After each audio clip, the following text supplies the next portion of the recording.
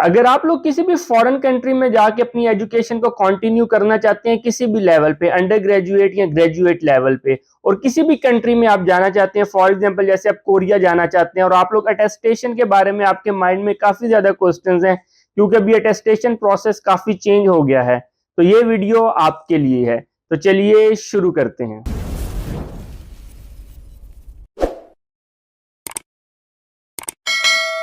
अस्सलामुअलैकुम व्यूअर्स, मैं हूं अमार दिलावर और आपको अपने चैनल में वेलकम कहता हूं। तो ये वीडियो स्पेसिफिकली मैं इसलिए बना रहा हूं कि मुझे काफी लोगों की क्यूरीज आई थी कि जो अटेस्टेशन प्रोसेस है उसमें काफी ज्यादा चेंजेस आ गई हैं, स्पेशली कोरिया के लिए, और उसमें एक नई चीज इंट्रोड्यूस हुई है जिसको अपोस्टाइल कहते हैं। तो काफी स्टूडेंट्स उनके जहन में काफी कंफ्यूजन है कि ये अपोस्टाइल क्या है, इसको किस तरह करवाना है, और जो नॉर्मल प्रोसीजर है, मतलब जो आप एचईसी से करवा रहे थे, मोफा से करवा रहे थे, आईबीसीसी से करवा रहे थे या अपने बोर्ड से करवा रहे थे, तो उसमें भी काफी ज्यादा चेंजेस आ गई हैं। तो मैंने इस वीडियो का पार्ट 1 बनाया था, लेकिन वो क्योंकि अब आउटडेटेड हो गया है तो इसलिए मैं इसका पार्ट 2 बना रहा हूं आपके लिए, ताकि जो लेटेस्ट इंफॉर्मेशन है फीस के हवाले से और प्रोसीजर के हवाले से वो मैं आपको दे सकूं। तो इस वीडियो को स्पेसिफिकली मैं 3 पार्ट्स में डिवाइड करूंगा। सबसे पहले मैं आपको अपोस्टाइल के बारे में बताऊंगा कि एक्चुअली ये अपोस्टाइल क्या होता है और ये किस तरह, जो पहले हम एम्बेसी से अटेस्टेशन करवाते थे, ये उसको किस तरह रिप्लेस करेगा। उसके बाद मैं आपको अंडर ग्रेजुएट लेवल पे बताऊंगा कि अगर आपने एफएससी की हुई है या ए लेवल्स किया हुआ है और अगर आप बाहर की कंट्री में जा रहे हैं अपनी अंडर ग्रेजुएट डिग्री के लिए, जिसको हम बीएस या बीएससी बोलते हैं, तो फिर आपको कौन सा प्रोसेस फॉलो करना पड़ेगा। और अगर आप मास्टर्स या पीएचडी के लिए जा रहे हैं जिसको ग्रेजुएट स्टडीज कहा जाता है, तो उसके लिए फिर आप कौन सा प्रोसीजर फॉलो करेंगे। तो मैंने जो टाइमलाइन है उसमें वीडियो को 3 हिस्सों में डिवाइड कर दी है, तो जो भी आपको इंफॉर्मेशन रिक्वायर्ड है आप टाइमलाइन से उस हिस्से पे जाएं और बाकी वीडियो को स्किप कर दें, और जो भी अपनी रेलिवेंट इंफॉर्मेशन है वो आप ले सकते हैं। तो वीडियो स्टार्ट करने से पहले सबसे पहले मैं आपसे रिक्वेस्ट करूंगा, अगर आप मेरे चैनल पे नए हैं तो प्लीज मेरे चैनल को सब्सक्राइब कर दें, और ज्यादा लेट वीडियो बनाने के लिए सबसे पहले मैं आप लोगों से सॉरी भी करूंगा, क्योंकि मेरे पास कई ज्यादा डीएम्स आते हैं, काफी ज्यादा कमेंट सेक्शन में भी कमेंट्स आते हैं, लेकिन क्योंकि स्केड्यूल इतना ज्यादा टाइट है तो वीडियोस बनाने के लिए टाइम नहीं मिलता। लेकिन आप किसी भी वीडियो के नीचे कमेंट कर सकते हैं और आप मेरे फेसबुक ग्रुप्स को भी ज्वाइन कर सकते हैं, तो आप वहां कोई भी अगर क्वेश्चन पूछते हैं तो उसका मैं इंस्टेंटली रिप्लाई दे देता हूं। तो चलिए इस वीडियो को प्रॉपरली शुरू करते हैं, और सबसे पहले मैं आपको अपोस्टाइलेशन का बताता हूं।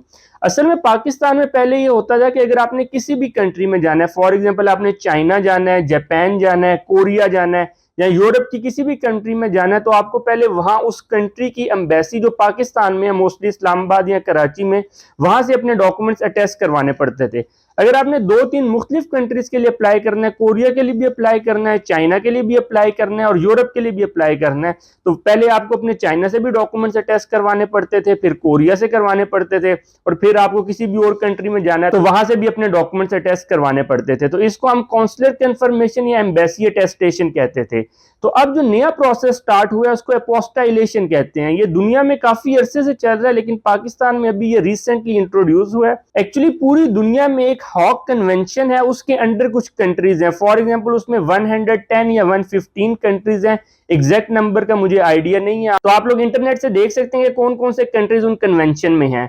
तो जो जो कंट्रीज उन कन्वेंशन में हैं उन कंट्री में अपोस्टाइल अटेस्टेशन चलती है कि अगर आप लोग अपने डॉक्यूमेंट्स पे सिर्फ अपोस्टाइल की स्टैंप लगा लें तो आपके डॉक्यूमेंट्स दुनिया के उस कंट्री में जहां पे वो हॉग कन्वेंशन एप्लीकेबल है वहां पे आपके डॉक्यूमेंट्स यूज हो सकते हैं। तो आपको बार बार अपने डॉक्यूमेंट्स अटैच करवाने की जरूरत नहीं है, सिर्फ आप एक दफा अपोस्टाइल की स्टैंप लगवा लें और फिर आप किसी भी कंट्री में अप्लाई कर सकते हैं। आपको उस कंट्री की एम्बेसी में भी जाने की जरूरत नहीं है और आपको फिर कोई और एडिशनल अटेस्टेशन की जरूरत नहीं है। और सारी दुनिया में ये जो मिनिस्ट्री ऑफ फॉरेन अफेयर होती है वही इन डॉक्यूमेंट्स को अटेस्ट करती है। तो पाकिस्तान में भी मिनिस्ट्री ऑफ फॉरेन अफेयर जो है वो इन डॉक्यूमेंट्स को अटेस्ट कर रही है। तो अभी जो सिर्फ ये अपोस्टाइलेशन का प्रोसेस शुरू हुआ है, ये सिर्फ इस्लामाबाद में शुरू हुआ है, लेकिन सुनने में आ रहा है कि अभी विद इन फ्यू डेज ये लाहौर में भी शुरू हो जाएगा और कराची में भी शुरू हो जाएगा। अभी चूंकि ये सिर्फ इस्लामाबाद में स्टार्ट हुआ है, इस वजह से जो सिस्टम है उस पर बहुत ज्यादा लोड है और काफी स्टूडेंट्स ये शिकायत कर रहे हैं कि उनको मोफा से इसकी अपोस्टाइलेशन की अपॉइंटमेंट ही नहीं मिल रही। पहले ये होता था कि अगर आपने मोफा से अटेस्टेशन करवानी है तो आप वॉकिंग अटेस्टेशन करवा सकते थे, लेकिन अपोस्टाइलेशन के लिए आपको पहले अपॉइंटमेंट लेनी पड़ेगी, फिर अपॉइंटमेंट लेके आप फिर मोफा जाएंगे और वहां से अपने डॉक्यूमेंट्स को अपोस्टाइल करवाएंगे। तो अब इसमें क्योंकि ये नया प्रोसेस स्टार्ट हुआ है तो एम्बेसीज जो हैं वो भी ये नई रिक्वायरमेंट रख रही हैं कि आपके डॉक्यूमेंट्स अपोस्टाइल ही होने चाहिए, क्योंकि जब अपोस्टाइल स्टार्ट होता है तो फिर जो एम्बेसी अटेस्टेशन होती है वो खत्म हो जाती है, उसकी फिर जरूरत नहीं होती। फिर आपको अपने डॉक्यूमेंट्स हर हाल में अपोस्टाइल ही करवाने पड़ते हैं। तो कई कंट्रीज ऐसी हैं कि वो स्टूडेंट्स को कह रहे हैं कि आप अपने डॉक्यूमेंट्स अपोस्टाइल करवा के लाएंगे, फिर हम वीजा के लिए एक्सेप्ट करेंगे। जैसे कोरियन एम्बेसी ने भी अपनी ये रिक्वायरमेंट रख दी है कि आपके जो डॉक्यूमेंट्स हैं वो अपोस्टाइल ही होने चाहिए, एम्बेसी से अटैच हुए डॉक्यूमेंट्स पे आपको वीजा नहीं मिलेगा। तो इस वजह से अपोस्टाइलेशन सिस्टम पे काफी ज्यादा लोड है और इसकी वजह से कुछ एजेंट्स भी इसमें इन्वॉल्व हो गए हैं। तो जैसे ही अपॉइंटमेंट्स शुरू होती हैं तो एजेंट्स वो सारी की सारी अपॉइंटमेंट्स जो है उनको बुक कर लेते हैं, तो बाद में वो फिर इसको एक्सपेंसिव करके लोगों से फायदा उठाते हैं और उनको अपनी अपॉइंटमेंट्स दे के तो उनसे पैसे भी लेते हैं और उनके डॉक्यूमेंट्स भी अटैच करवाते हैं। तो इस सिलसिले में मैंने भी थोड़ी सी रिसर्च की है जो मैं आपके साथ शेयर करना चाहूंगा। सबसे पहली बात यह है कि कुछ लोगों ने कहा है कि रात को 12 से 2 बजे स्लॉट्स ओपन होती हैं, कि रात 12 के बाद नेक्स्ट डे की स्लॉट ओपन होती है। तो अगर आप लोग अपॉइंटमेंट ढूंढ रहे हैं तो आप रात को 12 से 2 बजे तक चेक करें। और सुबह भी 10 से लेके 12 तक भी कुछ स्लॉट्स ओपन होती हैं। कुछ स्टूडेंट्स ने मुझे बताया कि उन्हें 10 से लेके 12 तक भी कुछ स्लॉट्स मिली हैं। तो अगर आप इस टाइम में इसको चेक करेंगे तो आपको इजीली स्लॉट्स मिल सकती हैं। और अभी आने वाले दिनों में ये कराची, लाहौर, कोयटा इधर भी शुरू हो जाएगा, फिर ये इतना ज्यादा इशू नहीं बनेगा। और दूसरा ये कि अगर आपको कोई भी एजेंट कह रहा है कि वो आपको अपोस्टाइल करवा के देता है, वो काफी ज्यादा इसके चार्जेस ले रहे हैं, लेकिन आपने ये मेक श्योर करना है कि आप उस एजेंट के साथ खुद जाएं, ऑफिस में जाएं, और अगर वो आपको आपके डॉक्यूमेंट्स अपोस्टाइल करवा के देता है तो फिर आपने उसको फीस देनी है, क्योंकि इसमें काफी ज्यादा स्कैम्स भी हो रहे हैं। लोगों से 10,000, 15,000, 20,000 एजेंट्स ले रहे हैं अपोस्टाइल के नाम पे, लेकिन बाद में आपको पता है पाकिस्तान में कोई भी बंदा पैसे ले ले तो वो गायब हो जाता है।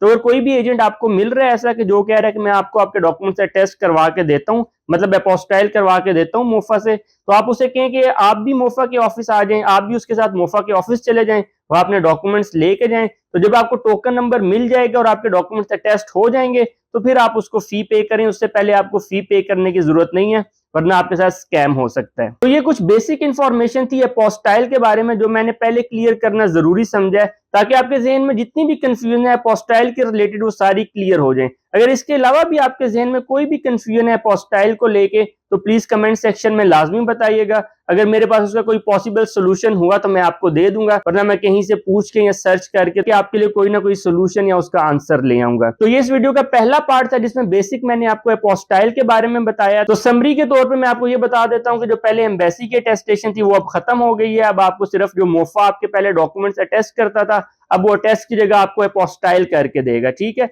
और ये ग्रेजुएट स्टूडेंट्स के लिए भी जरूरी है और अंडर ग्रेजुएट स्टूडेंट्स के लिए भी जरूरी है। और मोफा के अपोस्टाइल स्टैम्प से पहले अगर आपकी ग्रेजुएट डिग्री है तो आपको एचईसी से टेस्ट करवानी है। अगर आपकी वो एफएससी और ए लेवल की डिग्री है तो आपको उसी तरह आईबीसीसी और बोर्ड से टेस्ट करवानी है, तो फिर आप उसको मोफा से अपोस्टाइल करवा सकते हैं। तो अभी जो मोफा की फीस चल रही है वो 500 रुपए चल रही है। मतलब अगर आपने ओरिजिनल भी अपोस्टाइल करवानी है और फोटोकॉपी भी अपोस्टाइल करवानी है तो वो 500 में होगी। तो ओरिजिनल भी इजीली अपोस्टाइल हो जाती है और फोटोकॉपी भी इजीली अपोस्टाइल हो जाएगी अगर उस पर आपकी एचईसी की स्टैंप होगी। मतलब अगर आपकी फोटोकॉपी पहले से एचईसी से अटेस्ट होगी तो वो भी आपकी अपोस्टाइल हो जाएगी। और अगर आपकी पहले एफएससी और ए लेवल्स की डिग्री आईबीसीसी से अटेस्ट होगी तो डिग्री भी अटेस्ट हो जाएगी, और फोटोकॉपी भी अगर आईबीसीसी से अटेस्ट होगी तो फोटोकॉपी भी हो जाएगी। तो फी इसकी सेम है, ओरिजिनल की भी 500 फी है और फोटोकॉपी की भी 500 फी है। तो अब हम इस वीडियो के दूसरे हिस्से की तरफ जाते हैं कि अगर आप अंडर ग्रेजुएट स्टडीज के लिए बाहर जाना चाहते हैं, फॉर एग्जांपल अगर आप बैचलर्स के लिए बाहर जाना चाहते हैं, तो आपको कौन कौन से डॉक्यूमेंट्स अटेस्ट करवाने हैं और उनकी फीस क्या चल रही है, जो कि लेटेस्ट फीस आजकल चल रही है। तो सबसे पहले तो आपको अपने डॉक्यूमेंट्स अपने रेलिवेंट बोर्ड से अटेस्ट करवाने पड़ेंगे। अगर आपके पास एजे के बोर्ड से आपने एफएससी की हुई है, पिंडी बोर्ड से की हुई है या फेडरल बोर्ड से की हुई है, तो आपको अपने डॉक्यूमेंट्स वहां से अटेस्ट करवाने पड़ेंगे। तो ये जो सारे के सारे बोर्ड हैं ये आपको आपके ओरिजिनल डॉक्यूमेंट और आपकी फोटोकॉपीज भी अटेस्ट करके देते हैं। तो आप लोगों के पास एक सेकंड ईयर की और मैट्रिक की सनद होती है जो कि आपको बोर्ड की तरफ से मिलती है, और एक आपके पास एक मार्कशीट होती है जो आपको स्कूल देता है जो कि सनद से काफी अरसा पहले आ जाती है। तो आपने अपनी सनद को भी अटेस्ट करवाना है और आपने अपनी मार्कशीट को भी अटेस्ट करवाना है। दोनों पे almost same to same information होती है, दोनों पे आपके मार्क्स लिखे होते हैं, लेकिन ये दो डिफरेंट डॉक्यूमेंट्स हैं। एक को आप अपना रिजल्ट कार्ड कहते हैं या अपनी मार्कशीट कहते हैं, और दूसरे को आप अपनी डिग्री कहते हैं, सनद कहते हैं या सर्टिफिकेट कहते हैं। तो आपने ये दोनों चीजें जो है वो अपने बोर्ड से अटेस्ट करवानी है। अब पाकिस्तान में बहुत ज्यादा बोर्ड्स हैं, हर एक बोर्ड का प्रोसीजर डिफरेंट है, हर एक बोर्ड की फीस भी डिफरेंट है। तो अगर आपने लेटेस्ट इंफॉर्मेशन लेनी है कि किसी भी बोर्ड से आपने अपने डॉक्यूमेंट्स कैसे अटेस्ट करवाने हैं, तो आप उसकी वेबसाइट पे जा सकते हैं और वहां से आपको सारी की सारी इंफॉर्मेशन मिल जाएगी। अब कुछ बोर्ड्स में ये ऑनलाइन अटेस्टेशन भी शुरू हो गई है और कुछ में वॉक इन अटेस्टेशन भी शुरू हो गई है, लेकिन बोर्ड से अटेस्टेशन के लिए आपको कोई भी अपॉइंटमेंट की जरूरत नहीं है। आप किसी भी वक्त जाके अपने डॉक्यूमेंट्स अटेस्ट करवा सकते हैं। हर बोर्ड की फी डिफरेंट है, उसकी इंफॉर्मेशन आपको अपने किसी भी सीनियर से मिल जाएगी या बोर्ड की वेबसाइट से मिल जाएगी या बोर्ड कॉल करके भी आप पूछ सकते हैं। मेरे लिए हर बोर्ड की इंफॉर्मेशन देना बहुत मुश्किल है। मैं आपको कुछ बोर्ड्स के बारे में बता देता हूं, जैसे कि रावलपिंडी बोर्ड, जहां से मैंने अपनी डिग्रीज करवाई थी, वहां की जो आजकल की फीस चल रही है वो 5,000 रुपए चल रही है ओरिजिनल एक डॉक्यूमेंट की, और अगर उसके साथ आप फोटो कॉपी भी इंक्लूड करवाते हैं तो उसकी मेरे ख्याल में 300 रुपया फीस चल रही है। तो मैं आपको सजेस्ट करूंगा कि जब आप अपने ओरिजिनल डॉक्यूमेंट्स अटेस्ट करवाएं तो उसके साथ ही आप अपने 2 या 3 फोटो कॉपीज भी साथ अटेस्ट करवा लें, क्योंकि इसमें बहुत ज्यादा टाइम लगता है और फोटो कॉपीज की भी आपको इन फ्यूचर जरूरत पड़ती है। तो आप अपने ओरिजिनल डॉक्यूमेंट्स भी अटेस्ट करवा लें और आप अपनी फोटो कॉपीज भी अटेस्ट करवा लें। इसमें आपने एक चीज का ख्याल रखना है कि जब भी आप बोर्ड के ऑफिस जाते हैं अपने डॉक्यूमेंट्स को अटेस्ट करवाने, तो आपने उन्हें बताना होगा कि मैंने इनको बाहर के लिए अटेस्ट करवा रहा हूं, तो फिर वो आपको सील्ड इनवेलप में डाल के देंगे आईबीसीसी के लिए। अगर आप उन्हें ये नहीं बताएंगे तो वो आपको नॉर्मल अटेस्टेशन करके आपको आपके डॉक्यूमेंट्स आपके हाथ में दे देंगे, तो फिर वो डॉक्यूमेंट्स आप आईबीसीसी से अटेस्ट नहीं करवा सकते, क्योंकि जो आईबीसीसी है वो सिर्फ सील्ड डॉक्यूमेंट्स को अटेस्ट करता है, और बोर्ड जो है वो भी जो बाहर के लिए डॉक्यूमेंट्स है उनकी फीस आपसे अलहदा लेता है, और जो कि कंट्री के लिए डॉक्यूमेंट्स है उनकी फीस आपसे अलहदा लेता है। तो आपने इस बात का ख्याल रखना है कि जब भी आप बोर्ड के ऑफिस जाएं तो आपने उन्हें बताना है कि मुझे ये आईबीसीसी के लिए अटेस्ट करके दें और सील्ड इनवेलप में डाल के दें, और अपने ओरिजिनल डॉक्यूमेंट्स भी अटेस्ट करवाएं और उसके साथ अपनी 2 से 3 फोटो कॉपीज भी अटेस्ट करवाएं, क्योंकि उनकी भी आपको फ्यूचर में जरूरत पड़ेगी। अब बोर्ड से आपके डॉक्यूमेंट्स अटेस्ट हो गए हैं, तो उसके बाद जो नेक्स्ट स्टेप होता है वो आपने आईबीसीसी से अपने डॉक्यूमेंट्स अटेस्ट करवाने हैं। अब आईबीसीसी से डॉक्यूमेंट्स अटेस्ट करवाने के 2 प्रोसीजर हैं। पहला प्रोसीजर तो ये है कि आप टीसीएस के थ्रू भी अपने डॉक्यूमेंट्स को अटेस्ट करवा सकते हैं, और दूसरा प्रोसीजर ये है कि आप अपॉइंटमेंट लेते हैं और अपॉइंटमेंट लेके आप आईबीसीसी के ऑफिस जाते हैं और वहां जाके अपने डॉक्यूमेंट्स को अटेस्ट करवाते हैं। लेकिन दोनों प्रोसीजर्स में पहले आपको एक ऑनलाइन एप्लीकेशन फॉर्म फिल करना पड़ेगा। उस ऑनलाइन एप्लीकेशन फॉर्म का जो लिंक है वो मैंने डिस्क्रिप्शन में दे दी है, वहां से आप उस ऑनलाइन एप्लीकेशन फॉर्म में जा सकते हैं। वहां पे अपना अकाउंट बनाएंगे, अपनी सारी इंफॉर्मेशन लिखेंगे, जो जो डिग्रीज करवानी है वो वहां पे अपलोड करेंगे स्कैन करके। फिर आपने जो भी डिग्रीज अटेस्ट करवानी है, जो भी उसकी फोटो कॉपीज अटेस्ट करवानी है, उनकी इंफॉर्मेशन भी आईबीसीसी पे देंगे। तो आईबीसीसी से जो ओरिजिनल डॉक्यूमेंट अटेस्ट करवाने की फीस है उसकी 1200 रुपया फीस है और फोटो कॉपी की फीस 600 है। तो इसी तरह जितने भी आपके डॉक्यूमेंट्स होंगे उसके हिसाब से वो आपको चालान फॉर्म दे देंगे। वो चालान फॉर्म आप किसी भी बैंक में सबमिट करवा सकते हैं। तो वहीं से आपने ये ऑप्शन भी चूज करनी है कि आपको टीसीएस के थ्रू अटेस्टेशन करवानी है या आपको आईबीसीसी के ऑफिस जाके अटेस्टेशन करवानी है। तो मैं आपको रिकमेंड करूंगा कि आप आईबीसीसी के ऑफिस जाके अटेस्टेशन करवाएं, क्योंकि काफी लोगों ने मुझसे कांटेक्ट किया कि उन्होंने टीसीएस के थ्रू आईबीसीसी की अटेस्टेशन करवाई है, तो उन्होंने वहां पे अपने ओरिजिनल और फोटो कॉपीज दोनों की फीस जमा करवाई थी और दोनों डॉक्यूमेंट्स भेजे थे, लेकिन आईबीसीसी ने उनके ओरिजिनल डॉक्यूमेंट्स अटेस्ट करके भेज दिए, फोटो कॉपीज अटेस्ट करके नहीं दी, तो वो उन्होंने बगैर अटेस्टेशन के भेज दिए। तो उनके लिए काफी ये हेडेक बना हुआ है, उनको दोबारा फिर आईबीसीसी के ऑफिस जाना पड़ेगा और पूछना पड़ेगा कि सिस्टम में क्या मसला है। तो बजाय इस परेशानी के बचने के, क्योंकि आईबीसीसी के ऑफिस जो है वो हर सिटी में है, हर बड़े सिटी में है, तो आप अपॉइंटमेंट लें आईबीसीसी के। जब आप एप्लीकेशन फॉर्म फिल कर रहे होंगे, फीस जमा करवा के वो एप्लीकेशन लेके अपने डॉक्यूमेंट्स जो बोर्ड से टेस्ट हुए होंगे वो लेके आईबीसीसी के ऑफिस जाएं और वहां से आप मेक श्योर कर लें कि आपके ओरिजिनल डॉक्यूमेंट्स भी अटेस्ट हो रहे हैं और आपकी फोटोकॉपी भी अटेस्ट हो रही है। तो जब आपके डॉक्यूमेंट्स आईबीसीसी से भी अटेस्ट हो जाएंगे तो फिर आपने इनको मोफा लेके जाना है अपोस्टाइल करवाने के लिए। तो अपोस्टाइल के लिए मैं आपको बता चुका हूं कि आपको पहले अपॉइंटमेंट लेनी पड़ेगी। अपॉइंटमेंट आप जिस लिंक से ले सकते हैं वो मैंने डिस्क्रिप्शन बॉक्स में दिया हुआ है। आजकल अपॉइंटमेंट बहुत मुश्किल से मिल रही हैं, तो आप इसको रेगुलरली चेक करते रहें, किसी भी वक्त कोई भी स्लॉट ओपन हो सकती है, तो वो आप बुक करवा लेंगे। तो उसके बाद फिर आप अपने डॉक्यूमेंट्स मोफा के पास लेके जाएंगे, तो वो आपके ओरिजिनल डॉक्यूमेंट्स और आपकी फोटो कॉपीज भी अपोस्टाइल कर देगा। तो इस तरह आपका सारा प्रोसीजर जो है वो कंप्लीट हो जाएगा। तो इसमें आपने एक बात ख्याल रखनी है कि जो डॉक्यूमेंट्स आपको जरूरत पड़ती है मोफा से अपोस्टाइल करवाने के, उसमें आपकी मैट्रिक की मार्कशीट और मैट्रिक की सनद है, एफएससी की मार्कशीट और एफएससी की सनद है, और मोफा से आपने एक एडिशनल डॉक्यूमेंट अपोस्टाइल करवाना है जिसको एफआरसी कहते हैं, फैमिली रजिस्ट्रेशन सर्टिफिकेट। इसकी भी आपको आगे जाके जरूरत पड़ती है, क्योंकि जब आप स्कॉलरशिप्स के लिए या एडमिशन के लिए अप्लाई कर रहे होते हैं तो कई कंट्रीज जैसे कोरिया है वो भी आपसे ये FRC मांगती है। तो अब इसके बाद इस वीडियो का हम लास्ट पार्ट डिस्कस करेंगे, अगर ग्रेजुएट स्टूडेंट्स जो कि बाहर मास्टर्स या PhD के लिए जा रहे हैं और उन्होंने बैचलर्स डिग्री कंप्लीट कर लिया तो वो अपने डॉक्यूमेंट्स कैसे अटेस्ट करवाएंगे। तो उनके लिए बहुत सिंपल सा प्रोसीजर है। सबसे पहले आपको अपने डॉक्यूमेंट्स जो है वो HEC से अटेस्ट करवाने पड़ेंगे। HEC आपको ओरिजिनल डॉक्यूमेंट्स भी अटेस्ट कर देती है और HEC आपको फोटो कॉपीज भी अटेस्ट कर देती है। HEC का जो ऑनलाइन पोर्टल सिस्टम है उसका लिंक मैंने डिस्क्रिप्शन बॉक्स पे दिया हुआ है, वहां से जाके आप अपनी रजिस्ट्रेशन करवाएंगे, वहां पे अपनी सारी डिटेल्स ऐड करेंगे, आपकी जो डिग्री डिटेल है, आपकी जो CNIC डिटेल है, पेरेंट्स की डिटेल है, सिंपल इंफॉर्मेशन है, वो सारी की सारी डिटेल्स आप वहां पे ऐड करेंगे। उसके बाद HEC आपको दो ऑप्शंस देती है कि एक आपने नॉर्मल अटेस्टेशन करवानी है या अर्जेंट अटेस्टेशन करवानी है। अगर आपने नॉर्मल अटेस्टेशन करवानी है तो ओरिजिनल डॉक्यूमेंट की फीस 1000 है, और अगर आपने फोटोकॉपी भी करवानी है नॉर्मल अटेस्टेशन से तो उसकी फीस 700 रुपया है, और अगर आपने अर्जेंट अटेस्टेशन करवानी है तो उसकी फीस 3000 रुपया है एडिशनल, तो वो आपको देनी पड़ेगी। और अर्जेंट में भी डिपेंड करता है कि आपके लिए कौन सी स्लॉट खाली मिलती है। कई दफा अर्जेंट पे भी आपको 10, 15, 20 दिन, महीना भी लग जाता है। तो आपने अगर कहीं भी अप्लाई करना है तो आप जैसे ही आपको डिग्रीज मिले, अपना ट्रांसक्रिप्ट मिले, तो आप as soon as possible HEC की अटेस्टेशन अप्लाई कर दें, क्योंकि उसकी भी कई दफा स्लॉट्स मिलना काफी मुश्किल हो जाता है। और HEC भी आपको जो है वो दो मेथड से अटेस्टेशन करके देती है। फर्स्ट मेथड होता है कि आप ऑनलाइन रजिस्ट्रेशन करवाएं, फी पे करें और अपने डॉक्यूमेंट्स लेके वॉक इन अटेस्टेशन के लिए किसी भी HEC के दफ्तर चले जाएंगे। और दूसरा, आप कोरियर सर्विस के थ्रू भी अटेस्टेशन करवा सकते हैं। तो यहाँ भी मैं आपको रिकमेंड करूंगा कि आप वॉक इन अटेस्टेशन को HEC के लिए भी प्रेफर किया करें, क्योंकि कई दफा वो भी फोटो कॉपीज पे जो है आपकी अटेस्टेशन की स्टैंप लगाना भूल जाते हैं, या कई दफा वो स्टिकर लगा देते हैं तो साइन नहीं करके देते। तो कोरियर के थ्रू आप उसको बाद में चेक करना मुश्किल होता है और उसके बाद फिर आपको सारे प्रोसीजर से दोबारा गुजरना पड़ता है।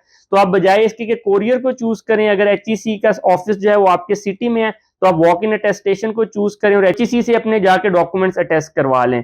और यहाँ एक और बात मैं आपको बताना चाहूंगा कि आप HEC से अपने ओरिजिनल डॉक्यूमेंट्स और उसकी 4-5 फोटोकॉपियां भी एट अ टाइम अटेस्ट करवा लें, क्योंकि HEC से जो अटेस्टेशन है उसकी आपको जरूरत पड़ती रहती है। बाद में अगर आप कहीं भी जॉब के लिए जाते हैं या कहीं भी आप फर्दर एडमिशन के लिए जाते हैं तो आपको फोटोकॉपी अटेस्टेशन की भी जरूरत पड़ती है। तो बजाय इसके कि आप बार बार इस प्रोसीजर को रिपीट करें, तो उसी वक्त आप कुछ एडिशनल पैसे लगा के तो अपनी ओरिजिनल भी अटेस्ट करवा लें और 4-5 फोटोकॉपीज भी अटेस्ट करवा लें। तो जब HEC से आपके डॉक्यूमेंट्स अटेस्ट हो जाएंगे तो आपने उसी तरह मोफा से अपोस्टाइल की अपॉइंटमेंट लेनी है। अपॉइंटमेंट मिलना आजकल इतना आसान नहीं है, लेकिन उसको ट्राई करते रहें, किसी भी वक्त कोई भी स्लॉट आपको मिल जाएगी।